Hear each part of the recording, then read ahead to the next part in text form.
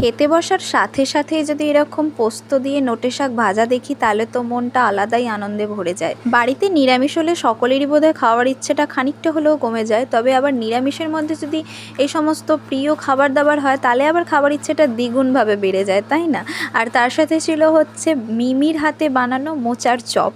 এটা অবশ্য আমরা প্রথমবার ট্রাই করলাম। মোচার চপ অনেকবারই শুনেছি, তবে আমাদের কখনো মানে খাওয়া হয়ে ওঠেনি। তবে মিমি আজ বানালো, তো ওর দৌলতে আজকে আমাদের খাওয়াও হয়ে গেল, আর বেশ ভালো ছিল খেতে।